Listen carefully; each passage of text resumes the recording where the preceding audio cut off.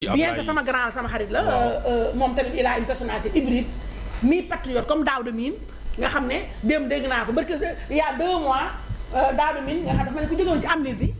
ba ma gisee Daouda Mine muy à tout bout de champ mi ni mon ami Daouda Mine mon ami Daouda Mine mon ami Daouda Mine ma tourné seen kanamu Daouda Mine bi j'ai pas été surprise démb ba ma ko dégg mu osé waat toog toute honte bu moom Daouda Mine toute honte bu mu taxawaat naan non dama jàpp ne Ousmane Sonko et puis je rappelle que Daouda Mine est un juriste du dimanche mi ngay dégg tey laay waxee moom Daouda Mine xam ne ne ak sama yarak ñoo bokkoon fac droit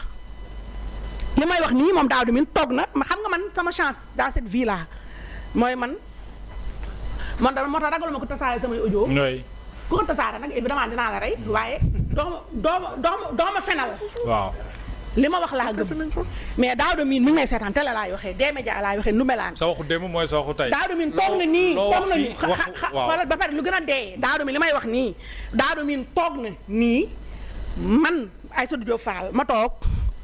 DRH groupe Futurs Médias toog xam nga kan moo toogaat Birane Ndour ma ko nuyu mon frère adoré directeur général groupe Futurs Médias toog ma wax ko lii nga ne ko ma ne ko yow yàq ngunu boobu yéen a yem Daouda Mine ma wax ko Sénégal yëpp ñu dégg ko ak waa PASTEF Daouda Mine est un faux juriste dans la mesure où capacité la defee droit. Nous journalistes chaque fois ñun ñooy wax que ni nañu appliquer la loi tey Sidi Diop bi nga xamante ne dafa demoon di dawal sans permis ba ñu jàpp ko mu nekk une infraction du code de la route. kooku noonu ñun lan lañ ko ëppalee ba nga xamante ne moom bu fekkee ni dafa def une infraction au code de la route ñu teg ko ci yoon te ñun bu fekkee ni dañ def une infraction au code de la presse bi nga xamante moom mu ñu régir dara duñ ci fekk wala ñu ne dara waruñu cee fekk les codes se valent code de la presse code des drogues code pénal code de procédure pénale code de la presse code de l'urbanisme yépp ay code la ce sont les députés du Sénégal les représentants du peuple ñoom ñoo dem voter à l'Assemblée nationale daal di ne secteur bi lii mooy disposition yi nga xamante ne moom moo koy concerné secteur bi lii mooy disposition yi nga xamante ne moom moo koy concerné secteur bi lii mooy disposition yi nga xamante ne moom moo ko concerné et que képp ku nga xamante ne disposition yooyu respecté woo ko tu es en marge de la loi ñu voté ko le président de la République daal di promulguer loi ñu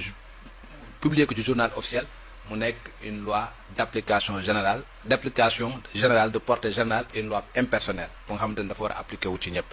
parce que nekkatul une loi bu nga xamante ne pour la presse c'est une loi pour le peuple sénégalais parce que ce sont les représentants du peuple sénégalais ñoom ñoo ko jël loolu mooy sama gëm-gëm loolu laa gëmet te je peux pas man taxaw chaque fois naan leen texte bi lii la wax le président de la République dafa violer nangam ak nangam xam nga le ministre de la justice respecté na nangam Barthélémy Dias texte nangam moom moo nekk lu nga xam moo dal ci kawam kële texte nangam moom moo dal ci kawam que ñun journaliste bu ñu ñëwee ñu war a wax suñu ay texte ñu naan non texte nangam wala texte nangam wala ñuy nekk am langue de bois ba duñu ñimente waxante yu nga xamante ne voilà man je le ferai pas ku ma mere sa affaire je ma na ma yàlla nañ ma baal comprendre nga man du ma wax loolu tey man je fais partie je suis très à l'aise pour le dire je fais partie des gens yu nga xamante ne dañu ànd ak la convention des jeunes reporters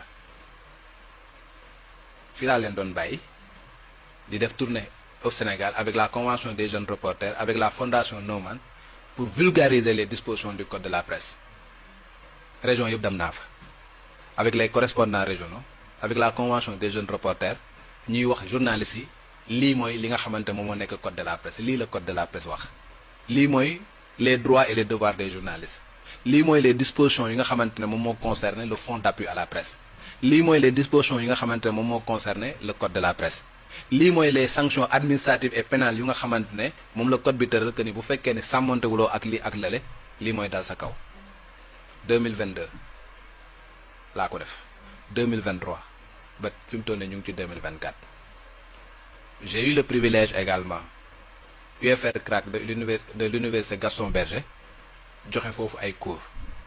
ay étudiants yu nga xamante ne ñu ngi doon jàng journal tey jii ñu ngi ci rédaction yi di ma dégg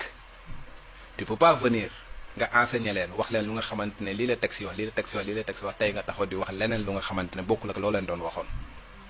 Ce qui s'est passé c'est simple le code de la presse daf ne am na lu nga xamante ne su fekkee ni da nga bëgg a def entreprise de presse loo xamante ne da nga ko war a sàmmoonteel. Je rappelle que article 8 de la constitution moom moo ne Sénégal kat consacré na liberté yu bari nag parmi ces libertés là la liberté d'expression et la liberté de presse mais article boobu xam lu mu ci teg daf ne ces libertés là sont encadrées par des dispositions de la loi article 8 de la constitution nga ñëw article 11 mu ne la création d'une entreprise de presse est libre mais daf la ci ajouter ci beneen alinéa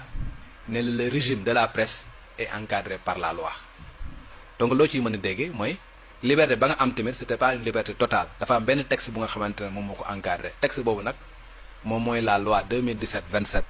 bi nga xamante ne moom la ñuy woowee code de la presse c'est une loi c'est la loi 2017-27 bu nga xamante ne encore une fois ce sont les professionnels des médias ñoom ñoo ko proposé woon en 2007 mu nekk ci circuit bi pendant 10 ans à l'époque bi mu nekkee circuit bi fi lañ doon toog naan way le code de la presse est bloqué dans les tiroirs xam nga gars yi voté wuñ ko nangam ak nangam ba 2017 ñu voté ko 2017 bañ ko voté ba pare disposition yi ñuy wax ni tey mu ngi ci code bu nga xamante ñu ngi ko voté ba 2017. asalaamaaleykum gars yi yéen a ngi seen préféré Sonko seul rek dong cundum kese kottu gars yi Sonko point réew mi ku bëgg a wax lu fi nekk yépp boo moytul fi leen lay fekk mënati la yóbbu ay nit ñoo xam ne dañoo jàng seen métier exercer seen métier def ci ay at bëgg doon jàppe seen bopp ay jaam lan mooy jàppe seen bopp ay jaam mooy dañoo am prix dañoo am njëg lan mooy loolu maanaam gouvernement yi bépp bu fi ne rek soo nangoo ñoom gouvernement boobu SL lay def ngir yéeg di la jox xaalis ngay dundee xaalisu riba xaalis boobu xam ne xaalisu sénégalais yépp la ñuy dajale di la ko gere nga continuer di leen layal di leen waxal di leen kaasal di leen jooyal képp ku leen attaqué sax nga dal ci kawam bu ñu demee sax ba wàcc ba jóge ci réew mi bopp réew mi xaalis boobu ñu sàcc ci askan bi sàcc ko ci réew mi moom lañ continuer di leen ko gere mooy classe gi nga xam ne moom mooy ay Aïssatou Diop Fall ak ay Maïmouna Faye ak ay kër dof yeeg ainsi de suite day ay nit ñoo xam ne dañoo amul ngor ci xaalis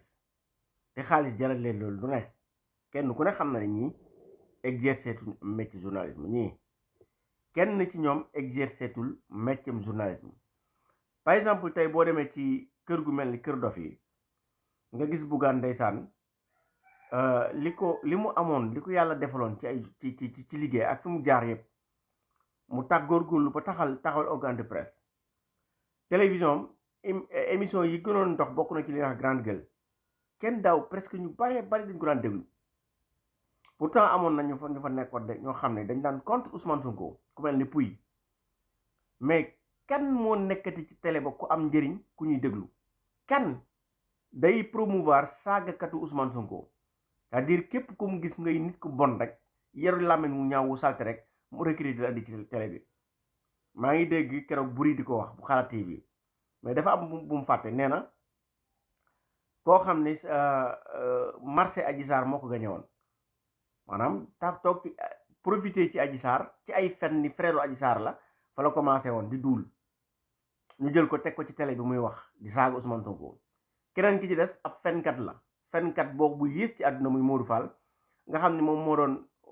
wax du ñaaw jooju sëñ Moussa Nawel ba ñu jàpp ko duma yu metti ya Modou Fall keneen ki des moom xam nañ ko Kader bu Sen TV moo tax ko a saaga Ousmane Sonko xoolal anam ana Kader moo tax Bougane bu ko lii dal loolu mu rus mbalit lay dajale mbalit mu yées ci Sénégal la Bougane dajale teg ci lem mais dina ko coûter cher incha allah parce que dafay gën a métti ci moom ñaareel bi mooy le reste ñi nga xam ne dañoo àndoon ak Macky Sall mu leen di baal seen ay impôt ñuy sàcc courant di sàcc ay signal nekk ci réew mi mel ni ñoom ñooy borom réew mi di buur di bumi nguur changé nag ñu bëgg a taxaw déclarer guerre ñi fi ne mais tant que Ousmane Sonko mi ngi fi xam nañ ni du jàll moo tax ñoom ñëpp suñu sañoon tey Diomaye Faye dàq ki nga xam ne moom mooy Ousmane Sonko ndax xam nañ ni Sonko mooy problème bi ndax Diomaye moom la yàlla xam doy la voilà kon gars yi wax ci lenn la jëf ci lenn la muy naan ànd booloo ci ginnaaw président Ousmane Sonko kese rek dong cundum sël gars yi ba 2029 salaamaaleykum wa rahmatullah